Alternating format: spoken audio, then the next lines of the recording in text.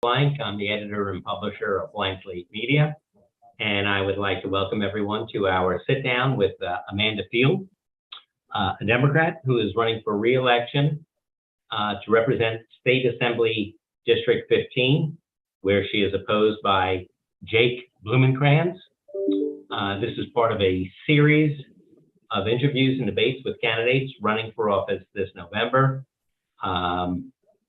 We have invited all candidates to run, where in the case where they did not want to sit with the other candidate or sit at all, they won't be here. And so this is we're going to battle with the Army of the Willing. I'd like to thank in advance our sponsor for this event and other events, Northwell Health. And kick it off, I'll give a little background. State Assembly District 15, for our areas, it goes from everywhere from Old Westbury to Bethpage, and to the north, Locust Valley, and Oyster Bay Cove. So let me start off with our usual question. Why are you running, Amanda? So I'm running because I have served the public in public health as a servant for the last 2 terms as commissioner of water. I was never in politics before. I was a mom. I was a business executive. I stepped away from my full-time job because there was an issue then with our water, and I threw my hat in the ring to run against an 18-year incumbent, and I beat him 2-1. And for the last 2 terms, I've been able to serve and protect our public, and not only serve my district, but go up to Albany and help pass legislation, and just see what it's like to really understand how you can bring funding and whatnot back for your district. And I want to expand what I'm doing to be able to serve my public. This happens to be an open seat. I know you mentioned re-election. It actually is an open seat. The former assemblyman has resigned from the position. Yes, Michael Montano. Yes. And, there's so much at stake right now, and being able to get the accomplishments done, not, for my district, but for all of New York and Long Island, and be able to understand what it is to bring everyone together to pass legislation that actually is practical and feasible is something that I'm very passionate about. Understanding how to do that in this very polarized political climate. I have been able to reach across the aisle. I work with both Republicans and Democrats, mostly Republicans for whatever reason, in the water industry. And it's really nice to be able to have people sit in a room and get things done. And that is not what I see in this political climate. And I think it's detrimental to the main issues that are happening today, that we are able to have someone sit in a room that can speak to all sides and listen. And the biggest thing that we need to do is listen and to everybody who's involved in passing legislation, including our residents. So that's why I'm running. So you've been involved you're on the board of the Suffolk Water Commissioners. You're the president in 2021. You're currently serving as the legislative committee co-chair of the Long Island Water Conference. Mm-hmm. Is that, let's talk water quality. Where does that fit in terms of where does that stand in terms of your priorities for the district and for the state? I think that's one of my top priorities. I think overall public health is a top priority of mine, including mental health and water in and of itself, and what I have been involved in going to Albany and making sure we're having regular meetings with our State Department of Health, of understanding our risk factor. Everyone, people don't really know what's going on. Is our water safe? Is it high quality? Or can we drink it? We hear a lot from news headlines, but I wanted to uncover and really be involved with all the entities that are passing legislation, the epidemiologists, the toxicologists, the water panel that was put together by the governor, to make sure that not only are we making sure that we're setting standards that are on sound science, but that they can be implemented, because the latest round of contaminants, emerging contaminants that was put in place back in 2020, there was no treatment that was even available to take it out of the water. And, our public hears something that's happening, and we need to make sure we're having communication with everyone so they understand what the risk is. Is it a short-term risk? Is it a long-term risk? If so, how so? And, we need to be able to meet all state and county and federal regulations, and our water is served tested regularly before it is served. And I feel as though this model expands itself to every other area of government that is at the top of our priorities right now, to make sure we're integrating all entities that are stakeholders in this process, and getting to the root cause of the issues. And so Now I looked at your website, and I saw you had a health issue. I did. I had, yep.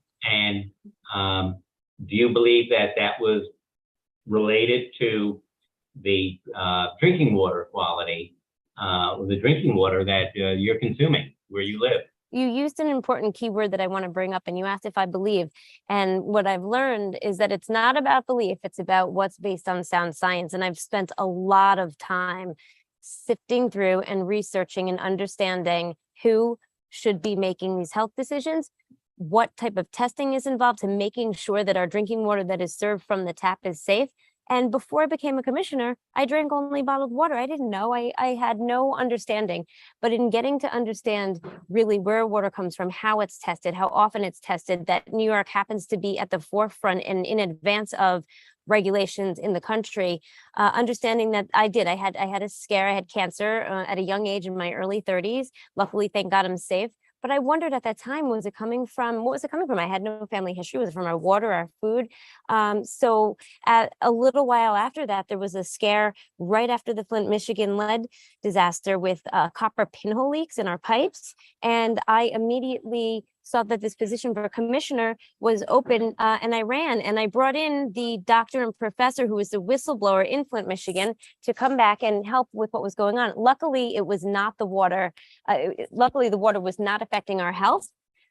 It was just a low alkalinity issue, which was solved. And again, that wasn't because of what I believed or what I thought it was. The water was tested to make sure, but I immediately got involved at a state level to understand where our drinking water is coming from. Is there an issue on Long Island? Who's going to pay for it? How are we going to get funding for all this treatment and all these newly regulated contaminants? Are we able to sue the polluters? Things like that. And so I was able to help in that capacity. And so it's, again, I think all of us, it's what we believe because we see in the headlines. It's very common in a lot of the other issues that are happening in the political scene today because we see it in newspapers. But really, when I make a decision and when I propose and vote on legislation, it will be based on facts, just as the same when I make these decisions for our public now. Let's go to some of the other issues that have gained a lot of attention. One of the, particularly on the Republican side, the issue of crime and bail reform. Yes. So let's talk about bail reform. Bail reform legislation went into effect in the beginning of January 2020. It was then amended in April of that year, and more recently it was amended again for that. Originally was essentially was to eliminate cash bail for misdemeanors and some felonies. There was questions of judicial review and how much discretion judges had, and what would be subject to cashless bail. What's your view right now on that legislation, where we are today, and where we and what role you believe it plays, if any, in crime, the increased rate of crime in the state of New York? So again, I take it back to looking at the facts and at the data and not at the headlines. I was involved in media for a long time, so I know how that works. And certainly our public right now, in certain areas and certain pockets in my district, don't feel safe, and there has been an increase in certain crimes and certain misdemeanor crimes. And I do believe that judges should have discretion. I would not be for a full reform at this time. I think we need to look at it, but more than that, I think that we need to look at the root causes of what's causing this. It's understood that there was not an increase in crime because of bail reform. However, that does not mean that the big picture doesn't show that we must have judges have more judicial discretion to be able to look to see if each defendant is dangerous, because we should look at dangerousness. But when we look at, some of these cases, it's oftentimes how they were prosecuted, how they were charged. Also, having judges be trained our climate's changed drastically. Our police, our teachers, our everyone, to make sure that they're trained each year to respond to the changing climate and have more pretrial services put in place to treat the root causes of these issues, to make sure that we're addressing our mental health issues, our domestic violence issues, our drug abuse issues, so that while these people are waiting and going back, they are able to get the services they need, so we don't have this cycle of and happening. And that's really kind of where I stand on that. Okay. Gun safety, which is, I guess, part of that puzzle or connected. The Supreme Court, 6 Republican-appointed justices overturned a century-old laws in New York that really restricted concealed carry. Legislature put in some very tough testing requiring people to be trained, people to an extensive background check, including looking at their social media. Judge recently raised constitutional questions, held part of the law, including looking at social media. What's your feeling about the legislation that was passed, and what should be and what the state should do going forward, and then any other gun legislation that you think is, do you think it's appropriate? Do you think there should be changes? Yeah, I think that we're at a crossroads in our, life here, and that there has been an increase of issues with gun violence. And when there's less guns on the streets, there's less gun violence. And that's not because I'm saying it or I think it, I believe it. It's, again, based on facts and data. And it's not that we ever want to try to take guns away from people that are responsible gun owners. However, being able to react to the extreme Supreme Court decisions, it is necessary. It was necessary to make sure that legislation was passed to not be able to bring guns into houses of worship and into major, cities and like major areas. And I think that we didn't have a choice. I think we needed to react to something that was a change in our climate. And, if we need to, I support our police fully and wholeheartedly. And I think that they, at this time in our lives, need more support than ever in a lot of different areas for their programming, and that funding can go to a lot of different areas. But in terms of, gun legislation, there were red flag laws. There were, I think, 13 different laws that were put in place, and some during the extraordinary session that needed to be in response to, the extreme Supreme Court ruling. And, again, those decisions were made, and I would review the legislation to see if anything really needed to be passed if there are really long wait times for permits. However, I believe that our safety comes first, and we need to protect ourselves, and our law enforcement are the people who are put in place to protect ourselves, not citizens. Okay. Abortion obviously is an important national issue. New York passed the Reproductive Health Act, which essentially codified Roe v. Wade. Where are you? There are people now that Lee Zeldin, who's running for governor on the Republican line, is in favor of not outlawing abortion. Where do you stand in terms of abortion? I've spent a lot of time really addressing this issue and speaking on panels and speaking to the effects of what will happen. And, I am absolutely for pro-choice. And when it comes to reproductive health care and abortion, I may not like or understand your decision, but it's absolutely none of my business. It's how I feel. There's so many different layers to this to uncover. We're not going to get through all of them today, but just to bring up a few top points that I've brought up in previous talks. It's not just what, some, maybe the extremists may think that they're using it as birth control. I don't think anyone wants an abortion, but more than that, there's laws that have been put in place in other states that severely affect a woman's health, that they could die. They could, if not die, they wouldn't be able to have children again if they had ectopic pregnancies. There's been stories, I just read one last night, where a woman had a miscarriage, before this was overturned, before Roe was overturned, and she was able to get the necessary health care that she needed before she was severely sick and almost, died. And then she went back to the hospital, 10, 12 months later after she was pregnant again. And the same thing happened. She was clearly, there was no signs of life, and the hospital would not do a DNC on her, and she almost lost her life. But more than that, not just lost her life, she was suffered through the entire time. The social justice ramifications of what will happen if this is completely overturned is catastrophic for access to health care. Some of us grew up where we had, and we take for granted, our access to health care. That is not always the case in all areas of the county and of the state and of the country. And then the other thing I wanted to bring up was I had the opportunity to speak with our domestic violence coalition, our SAFE Center here in Long Island, just to get their take and their rape unit. And they have seen a less reported rapes based on their numbers, or that they're reported later because they have a unit in their hospitals, they have a unit there.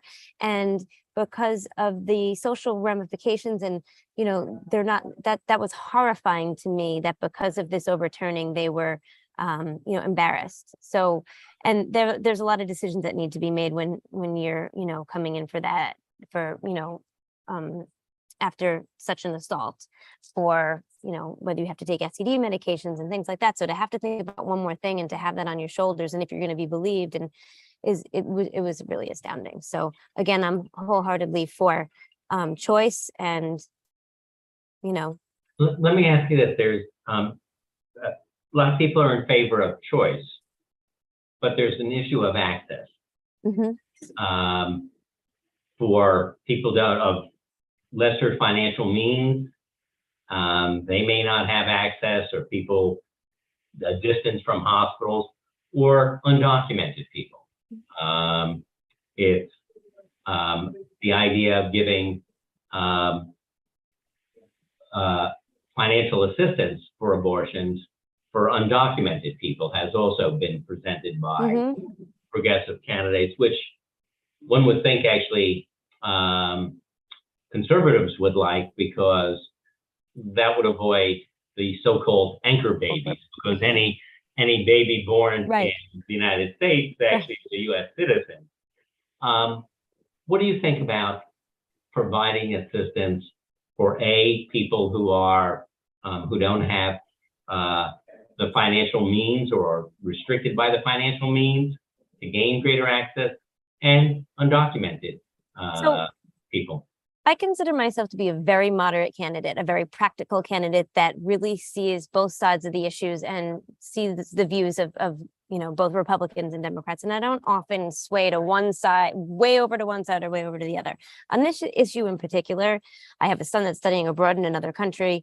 I feel as though that because of what's going on right now, and even if it wasn't, that they should be able to have access to that healthcare, that it is, if something like that is happening, it's an urgent, emergent issue. And New York will always be a safe place for a woman to have an abortion. And I stand strong on that. And I feel as though that they should be able to have the availability to do so here in this state. Okay, we're talking about undocumented, we're talking about financial assistance to people who lack.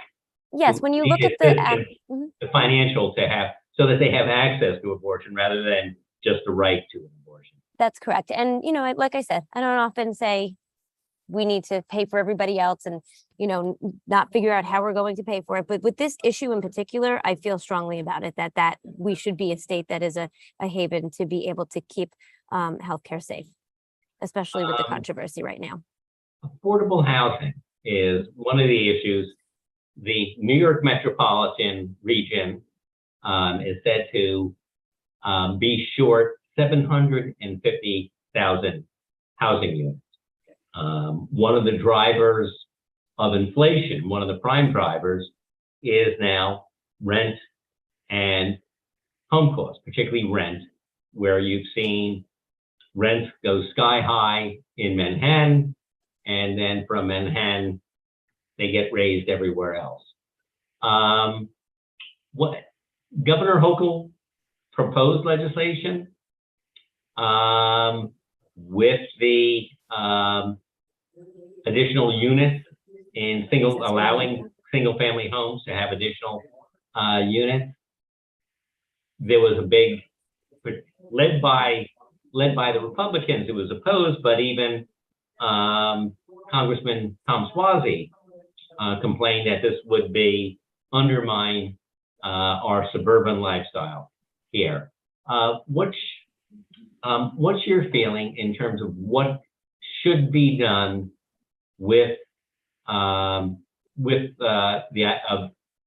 to increase affordable housing? If you think that should be increased, there's some people, and particularly on Long Island, where they have not wanted an increase of that, and they don't want to participate in alleviating that problem. What's your position?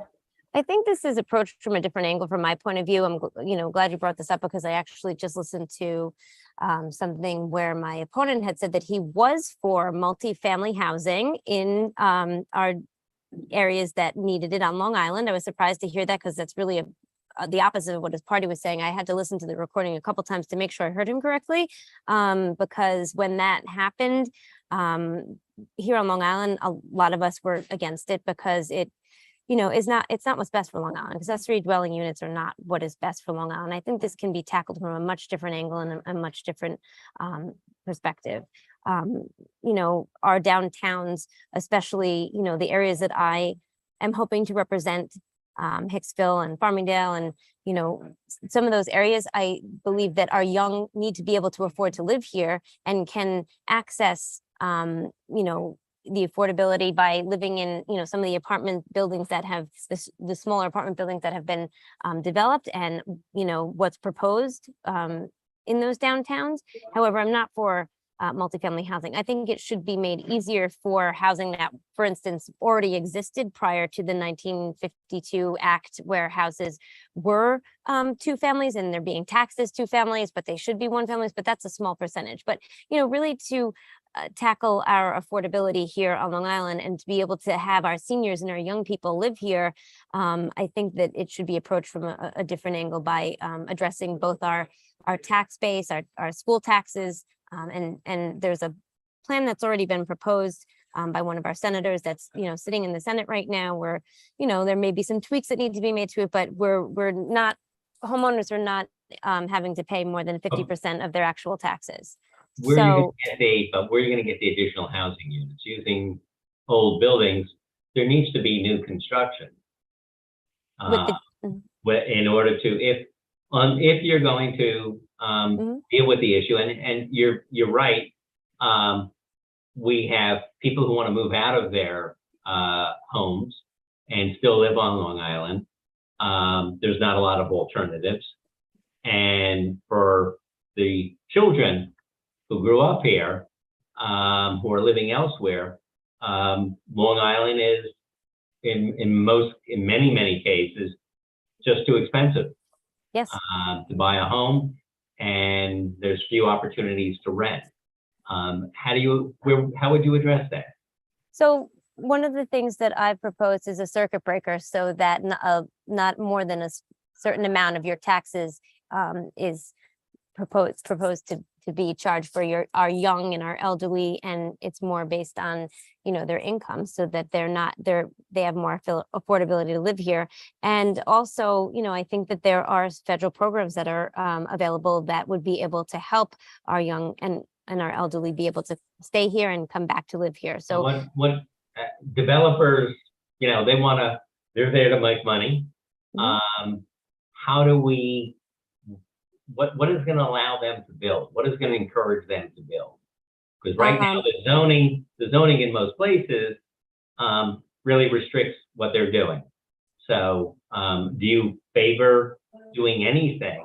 I do favor more housing units to be built? Yeah, I do favor in our downtowns to have smaller apartment, our revitalization projects in like our Hicksville, our Farmingdales, those type areas, so that we can have them come back, and also to have, our elderly live in those places. But I'm not for the accessory dwelling units. So I think that that's, one way to combat it. And, I spoke about some of the other ways in terms of being able to shift the tax. If we have, Long Island pays the biggest percentage of school taxes because of their tax base. And so being able to shift that so that Long Island is no longer being responsible to pay that. It's not taking away from anywhere else. Our school districts will still be getting the same amount of funding, and it really curves the affordability to be able to live here. And I think that addresses the issue in a different way.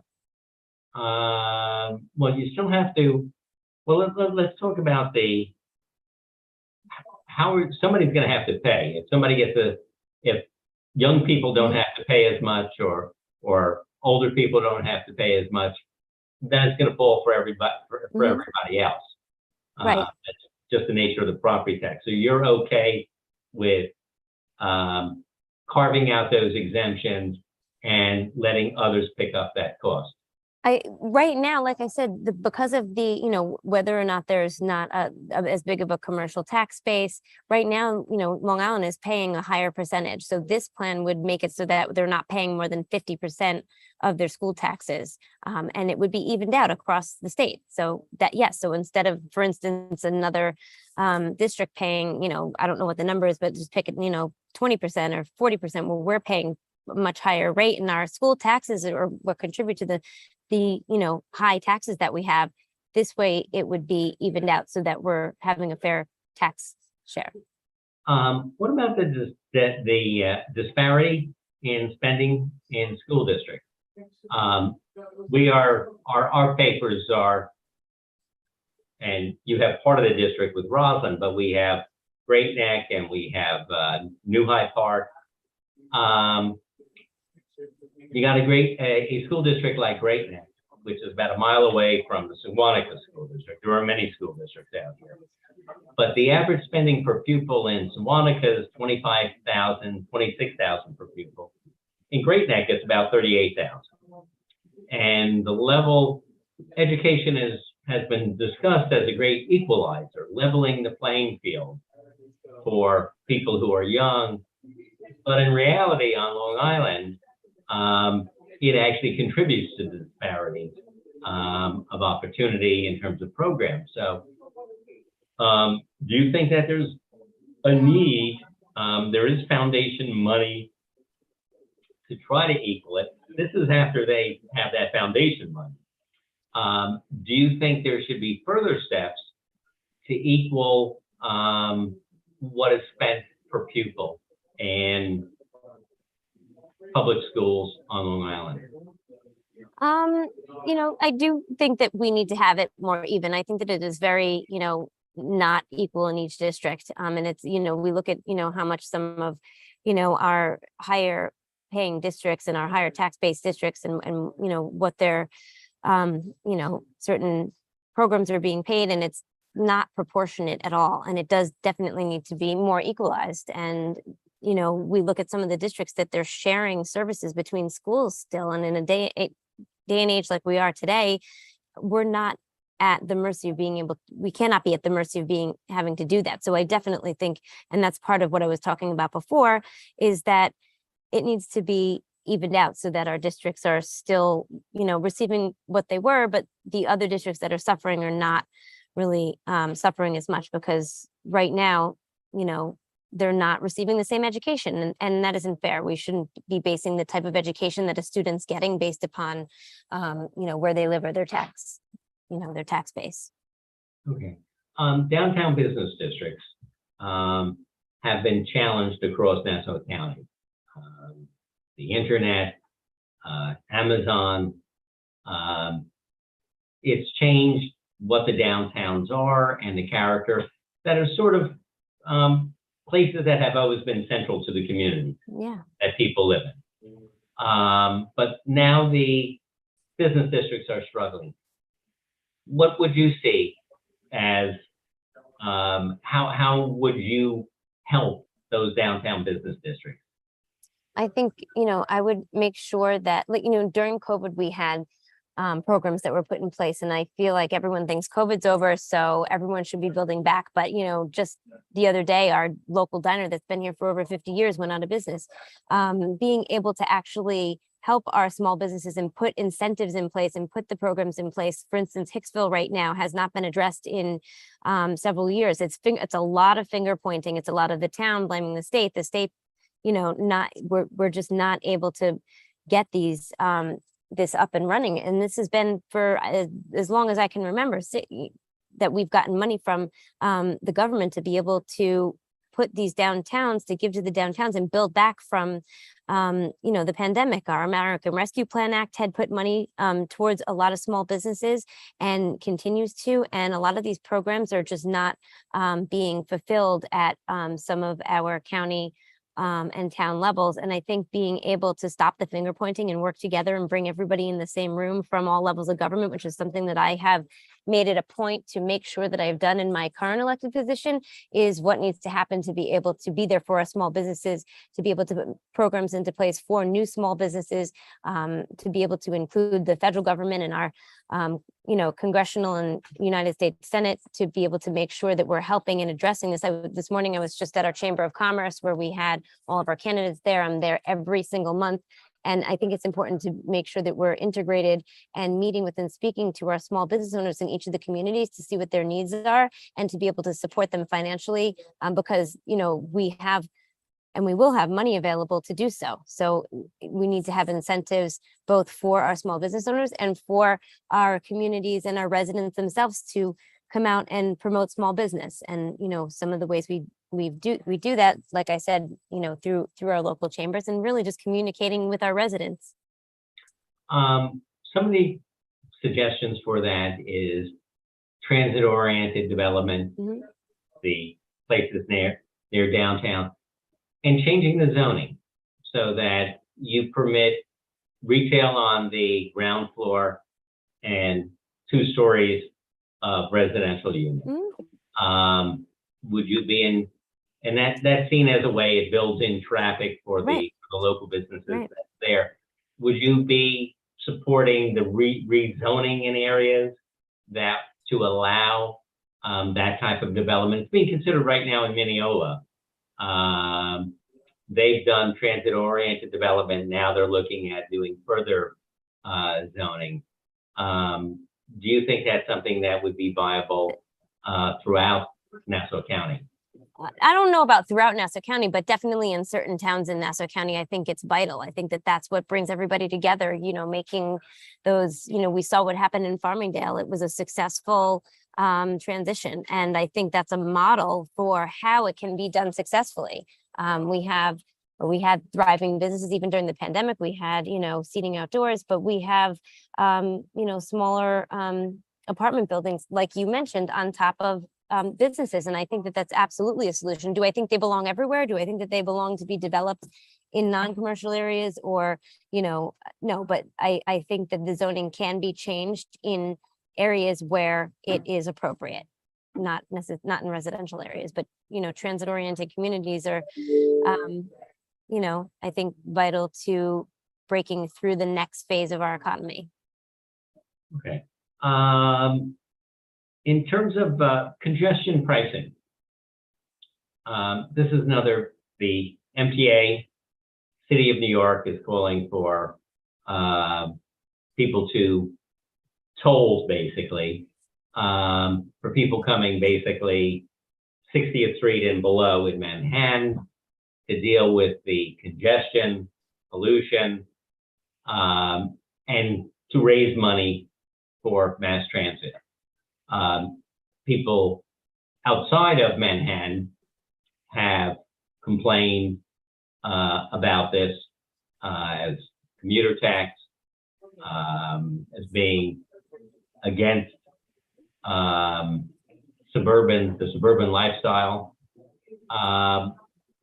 Although at this point it also discourages use of car, and from environmental reasons, that's always seen as a good thing.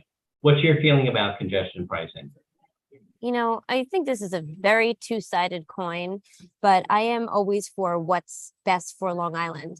I never want to see anyone polluting our environment. I never want to see anything that contributes to the pollution of our environment. I think there's other ways to address it. I don't think that it's fair for Long Islanders to be able to have that congestion pricing. I think the plan is still rolling out, and I would need to review the plan before I made a full decision on it. But knowing what I know about it right now and as it stands, I would be for what is best for Long Island. And right now, congestion pricing is not for Long Island. But I think that there are other ways, just like in other issues we've spoken about this evening, to attack this without putting congestion pricing in play. I need to make decisions that are best for Long Islanders. You're only paying for the toll Mhm. if you drive your car. Right. Of course. There are alternatives. Right. There are alternatives, and we can promote those alternatives. Bus and trains. Yeah. And I think that's part of the idea is to get Yeah. people out of their cars. Mhm. And it would also relieve the congestion that everyone in Nassau County sees with commuters. I think there's 120,000 people commuting from Long Island into the city, and that clogs up the roads Right. from out in Suffolk all the way into the city.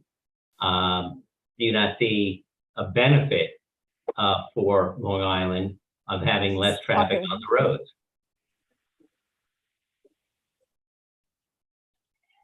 Hello? Yeah, I'm sorry. We're just having. Yes, I do think that there is a benefit to it, but if this is a black and white issue and it's yes or no, I think that right now it needs to be reviewed because I don't think the entire plan has been completely rolled out. So I'm always in support of what's best for Long Islanders, but I do think that we do need a way to be able to get them to stop, using vehicles as much and use more mass transportation and get everyone out of their, cars so much. Sorry. It's okay. I apologize for anyone who's watching. What about New York City's right to say, we don't want as many people in here. You're bringing pollution and you're taxing, you're causing congestion on our streets and you're causing pollution. Do they not have the right to say, or a way to discourage people from using their cars? I think they do have a right and a way to discourage people from using their cars. I don't know that this is the way. And again, I do believe that I need to review. It's still in review. It hasn't something that's been, put in place yet, and it needs to be reviewed. Just like in a lot of other issues with our schools, there's a lot of differences between cities, what's happening with the city and Long Island. My first and foremost, I want to make sure that we're making decisions that benefit everyone, and that I am representing the constituents that I will represent here. As someone who is an environmentalist, I do not, really want to pollute the air more, but I don't know that this has been rolled out to its fullest extent yet. So I'd have to really review it and see if there's other ways to get people on the trains and on the buses and in their, out of their vehicles. Give you the second to last question. This is the 10th anniversary, or around now, of Hurricane Sandy. We've seen now Hurricane Ian, what it's done in Florida. What do you think? What protection beyond congestion pricing ought New York be doing to protect us from the next hurricane that strikes Long Island, which, as global warming continues, the likelihood of it reoccurring sooner and stronger is greater. What should New York be doing to prepare, Long Island be doing to prepare itself?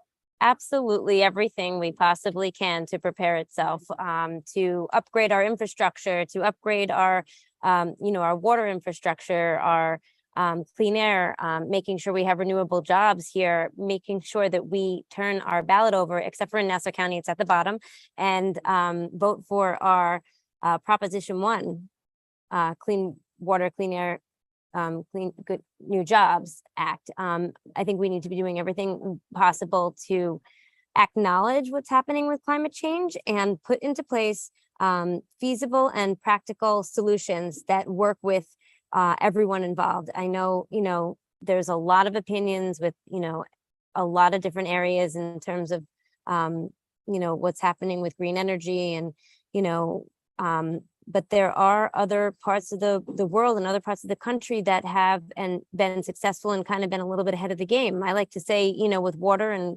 and being protective of water, New York is at the forefront, but in areas of climate change and clean energy, I think, we're going in the right direction, but I think with the political polarization, it's been a little more difficult, but I think we need to be doing absolutely everything to get everybody in the same room talking and making sure we're moving forward to protect our climate as best we can. Okay. Well, thank you very much. My final question is this. We're going to be going to the polls. I think it's November 8th. November 8th, and early voting November 8th is October 29th through the 6th. So why should voters choose you over your opponent? I think when we decide who we want to elect, it's not whether you're Democrat or Republican, it's who can really bring back the most and do the most and represent the needs of the specific community. And I've done that as a commissioner, not only for my district, but really for everyone on Long Island and the entire state. And I will, walk in on day one, having existing relationships with our existing Senate and Assembly and hopefully our Congress, to be able to have those conversations, to know what it is to pass legislation, to understand what it's like to, I apologize, we're having other people here, but really to understand what it's like to walk in on day one and talk to the other side, to be able to reach across the aisle, to not just point fingers and, just stand in the corner and say, I'm right. I always like to say, my father always told me, you have 2 ears and 1 mouth. Listen twice as much as you speak. And I really try to make sure that I do that with my residents, with everyone involved, whether it's the Department of Health, the DEC, the education, our mental health. I've been a big advocate in that area. And I think that it's really important to have a legislator that really truly listens and is available and accessible. That's something that I have been to my constituents. And that's something that I strive to do in office as you're an Assemblywoman. Okay. I thank you very much, Amanda Field, for participating in this discussion. I would also again like to thank Northwell Health for sponsoring. I guess it's this afternoon's, but we're getting close to this evening as the sun goes down. It's earlier.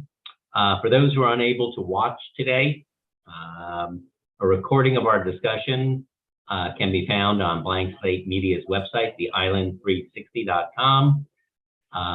You can get there by our Facebook page, and you can go to our YouTube channel. You'll also be able to, a story about this afternoon's discussion will appear in the Roslyn Times this coming week. And we will look forward to seeing our audience in the future. Again, Amanda Field, thank you so much.